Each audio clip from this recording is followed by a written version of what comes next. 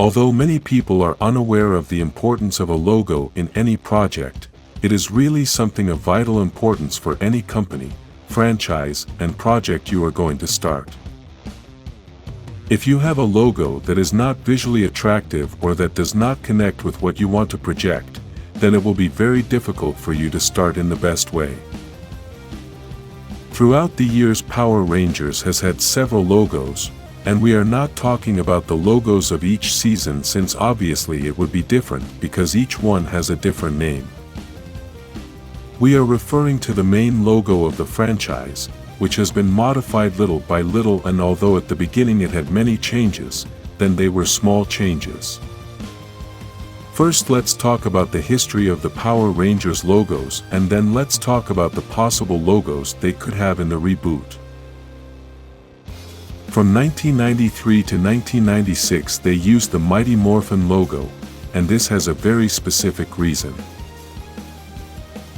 When they created Power Rangers, the producers didn't know if this TV series was going to have a very long future. Obviously they didn't know that this was going to last 30 years. It is for this very reason that Mighty Morphin had so many episodes, and that is because they squeezed out all the Sentai scenes they had until they realized they had nothing left. Even though they no longer had scenes from Japan from the same series they bought in the beginning, the producers had to modify the plan since Power Rangers was still doing very well at that time. Because of this, they began to buy scenes from other seasons to adapt them to America, and with this came the modification of the logo. The first modification came after the Alien Rangers season, as that season had a logo in which the Power Rangers name did not appear. From 1996 to 2018 the franchise had an established logo to which only slight changes were made depending on the season that was premiering at the time. Despite this, I think it is worth looking at all these modifications to reflect a little on the changes in style that exist in the world depending on the times, as this influences a lot. In 1996 the first logo after Mighty Morphins was this one, which started in Zio's season, and although at that time it had other colors, the base design was the same. The same happened in the season of Turbo, but already in the season of In Space they used it with these same colors until the season of Wild Force in 2002. You can see that other designs have been added to this main logo, but its basic structure is the same.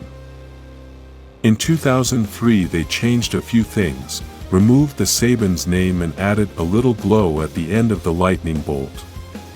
Just like the previous logo, this logo had many design modifications around it during each season to adapt to the style of that particular series, but the basic structure was the same. In 2009 it was the last time they used this logo, although later they would use it again with a small change. In 2011 they used this logo, which drastically changed the lightning bolt design and added the Saban's name again. Another change was the texture of the letters and the black border around it. They started using this logo in the Samurai season and possibly made these changes to better fit the style of this season. We can know this because in 2013 they returned to the previous style, but with some small modifications, but the lightning bolt was basically the same as the one they had before Samurai. In the Megaforce season the logo was basically the same as 2003, but with Saban's name and with the black border around it. After that until 2018 they only made small changes, and already in 2018 they presented us with the logo that we have known until the end of Power Rangers. This change happened after Hasbro got the rights of the franchise, and we can say that they were the ones who gave a new image to Power Rangers.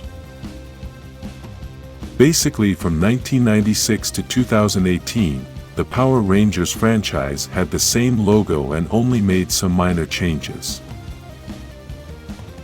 However, Hasbro's new logo changed absolutely everything, and they used nostalgia. I don't know if you had noticed, but the lightning bolt in this logo is the same lightning bolt of the Mighty Morphin logo, and with this we can see that from the beginning Hasbro always bet on that team.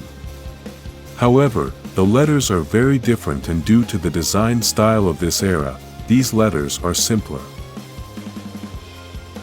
Another important thing is that they decided to use the main colors of all the Rangers, and this also gives it a great style.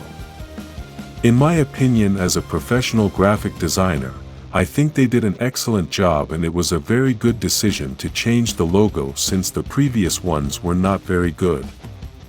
Despite all this, I think these logos work very well for a children's series, but they don't work in the same way for a more mature series.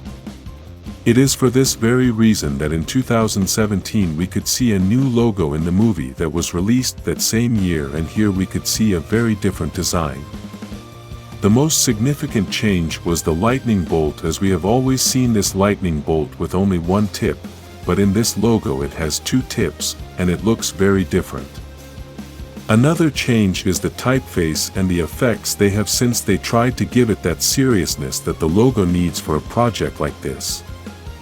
We can notice that this logo is a little dark, and that is because that was the style of lighting that this movie had.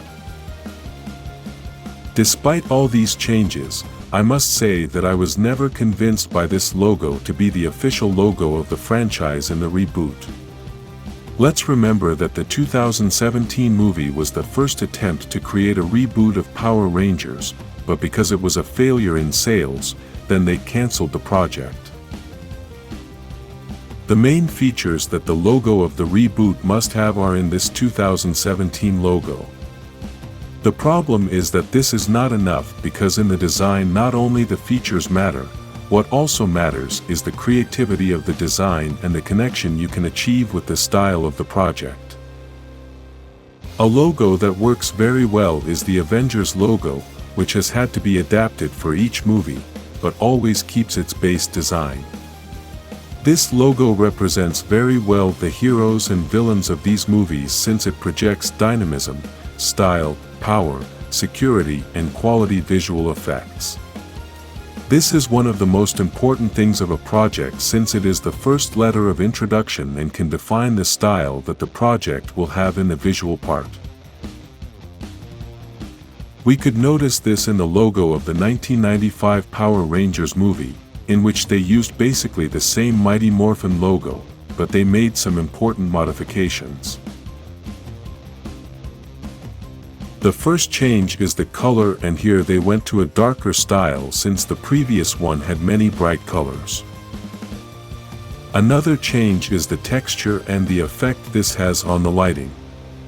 From this moment we could see that the logo can project the style that the movie had, because even though we could see the same Rangers that we had already seen in the series, in this movie we had a darker story.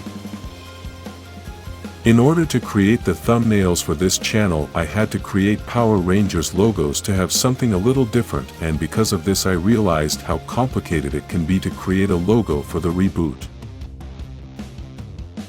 These logos are not as detailed as they are just for the videos, and that's why they are so simple in some aspects. In most of the logos I have eliminated the lightning bolt, and it's not because I think it's not important, it's just the most complicated element to include.